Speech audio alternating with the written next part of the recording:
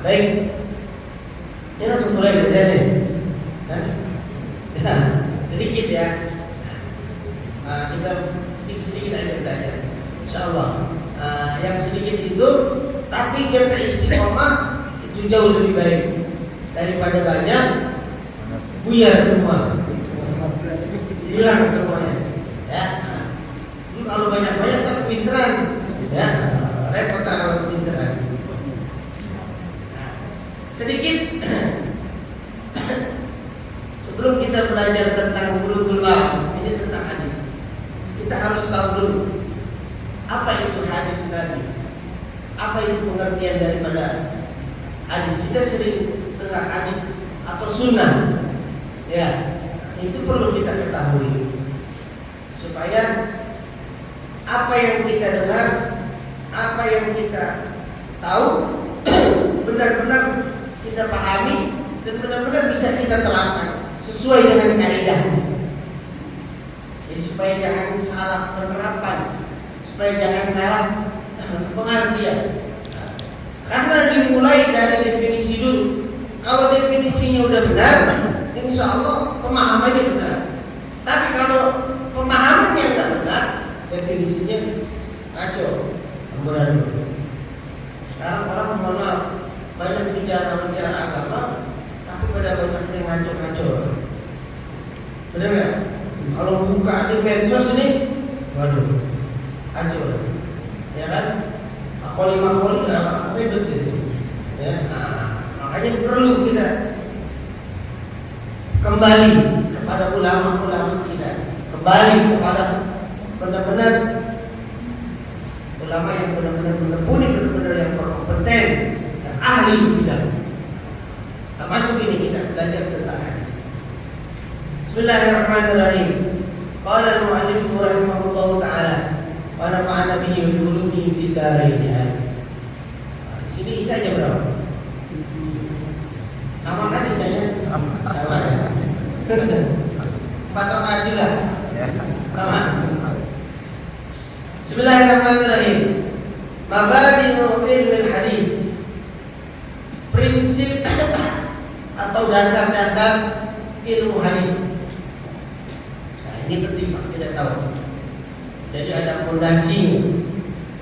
Jadi kita kalau mau bangun rumah aja fondasi harus kuat. Coba aja kita bikin fondasi asal-asalan. Ya, urusan rumah bisa roboh nanti. Belum ada setahun udah repot. Ya, tukangnya kita disalahin. Ya, padahal nggak bisa tukangnya juga, karena kita persiapannya harus mantap buat fondasi. Al hadis, apa itu hadis?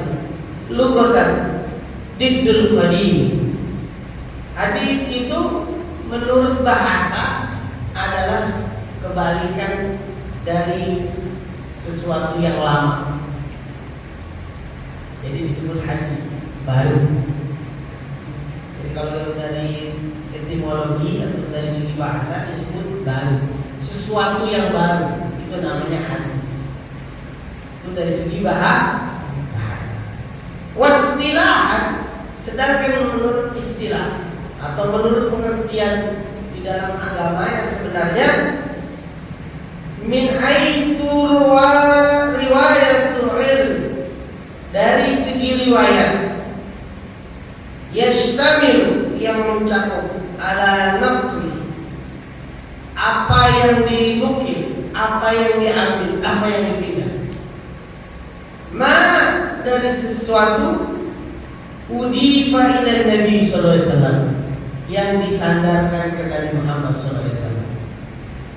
Jadi pengertian hadis itu semua riwayat ilmu yang mencakup tentang sesuatu yang disandarkan kepada Nabi Muhammad sallallahu alaihi wasallam. Jadi apa aja yang disandarkan, yang ditempelkan kepada Nabi, itu disebut namanya hadis. Paham ya? Apa aja itu? Min aqwalihi, dari ucapannya Nabi. Wa af'alihi, atau perbuatannya Nabi. Nabi mengerjakan begini, Nabi melakukan ini. Itu disebut hadis. Watiqatihi atau pernyataannya Nabi. Misalnya ada sahabat melakukan perbuatan, Nabi tidak mencegah, Nabi tidak melarang perbuatan. Nah, itu disebut hadis itu. Nabi tidak melarang sahabat itu lagi melakukan tidak. Nah, itu disebut juga namanya hadis. Wa awsafi dan sifat Nabi. Jadi sifat-sifat Nabi itu disebut hadis juga. Nabi itu dermawan, Nabi itu penyayang, Nabi itu pemberani. Ya, Nabi itu tampan, Nabi itu sifat Nabi. Atau fisiknya Nabi. Nabi hidungnya mancung, ya kan? Nah, misalnya, apalagi kulitnya putih, ya kan? Keringatnya wangi. Kalau kita, ya, wangi tanpa pakai minyak wangi. Kalau kita minyak wangi habis berbotol-botol masih bau. Wa khuluqihi dan akhlaknya Nabi. Makanya dalam ungkapan kana Nabi sallallahu alaihi wasallam ahsanan nasi khalqan wa khuluqan. Nabi itu adalah sebaik-baik manusia, fisik maupun akhlak. Udah enggak ada yang bisa nandingin. Apalagi kita udah mau kalau udah habis lebaran ini enggak terasa kan udah masuk Maulid gitu. Bulan Maulid itu ada. Nanti udah peringatan lahirnya Nabi Muhammad lagi. Nah, jasa beliau itu kita nggak bakalan bisa bayar sampai kapanpun. Ya, dengan apapun yang kita miliki nggak bisa bayar. Karena sebab beliau ini dunia dan isinya Allah ciptakan. Laulaka ma khalaqtu aflan, kata Allah. Kalau bukan karena engkau, kalau bukan karena engkau, aku tidak akan ciptakan dunia dan seisinya. Jadi sebab Nabi, dunia ini diciptakan karena Nabi. Jadi semua yang berkaitan dengan Nabi, ucapan, perbuatan, pernyataan, sifat, fisik, akhlak, itu disebut namanya hadis. Paham ya? Ini sebagai mukadimah. Ringan-ringan aja. Masuk. Nah, alhamdulillah. Sudah di bapak-bapak sini. Luar biasa. Mau dulu. Saya minum dulu ya. Boleh nggak? Minum pak. Habis. Jangan dilihat aja. Mau dulu. Objek hadis itu apa? Ya, yang mau digarap itu apa hadis? Datu sallallahu alaihi wasallam, yaitu tentang Nabi, datnya. Min haitsu aqwali, baik itu dari segi ucapan, wa af'alihi, perbuatan, wa tikrara, dan pernyataan. Jadi intinya belajar hadis itu Pak, yaitu kita mau tahu apa yang Nabi ucapin, apa yang Nabi kerjain, dan apa yang dinyatakan oleh Nabi. Jadi inti belajar hadis itu gitu. Jadi sekarang ini Pak, ini ada kisah dalam terangan suatu kitab. Rasulullah lagi khutbah Jumat, bayangin. Kalau Jumat kan formal ya, Pak. Orang pada dengerin ya. Serius kan? Serius tuh. Kalau makanya sebutnya sidang Jumat yang berbahagia. Sidang ya. Kayak orang sidang kalau Jumat. Orang pada benar-benar fokus. Rasulullah lagi khutbah Jumat. Tahu nih Pak. Ada orang Badui. Orang Badui itu Arabi, pedalaman, Arab paling dalam. Diri Pak, lagi khutbah Jumat, lagi serius-seriusnya, ini ada orang kampung diri nanya, pada kaget semua sahabat, siapa ini orang? Kalau bahasa kita meloncong aja nih, diri. Nanya ke Rasulullah, ya Rasulullah, mata sah. Pertanyaannya dahsyat. Enggak tanggung-tanggung, nanyanya kapan hari kiamat? Kalau saya yang jadi khotibnya, saya yang tongkat itu. Ya, untung saya bukan saya. Karena Rasulullah akhlaknya mulia, ya kan? Nah, Nabi balik tanya, ma'adta lisa, apa yang kamu persiapkan buat hari kiamat? Dia kan tadi nanyanya kapan hari kiamat, gitu ya. Nabi balik tanya, apa yang kau persiapkan buat hari kiamat? Orang Badui tadi ngomong, wala sholat ya Rasulullah, saya gak punya, sholat saya biasa saja ya Rasulullah. Wala siyam, puasa saya juga biasa. Wala sodako, sodako saya juga, ya namanya kita orang kampung ya, berbuat sedekah gitu. Tapi saya punya kecintaan kepada kamu ya Rasulullah. Luar biasa ini, orang kampung nekat ya.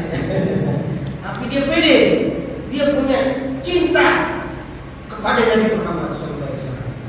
Langsung ketika itu juga Rasulullah bersabda, yusarul mar'u ma'aman ahab.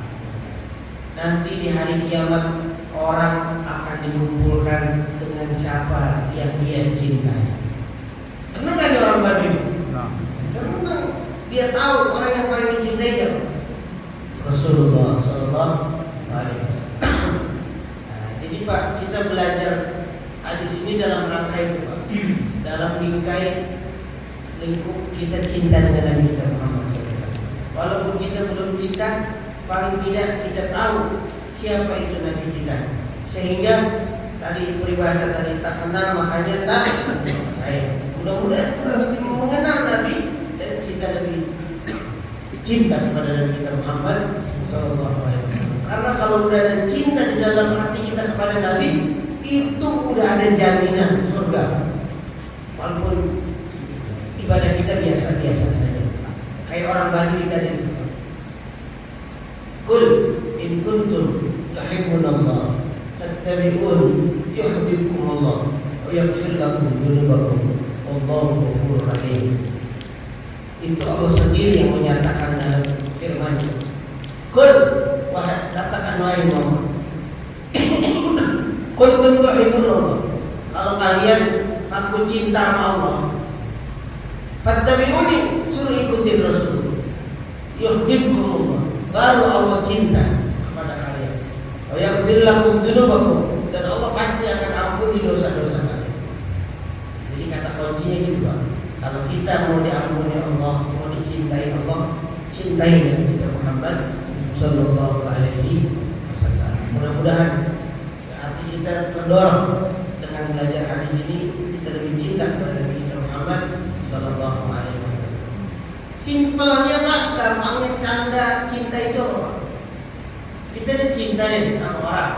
Buktinya apa? Apa? Zaman dulu kan kita masih muda, punya dedemenan ya.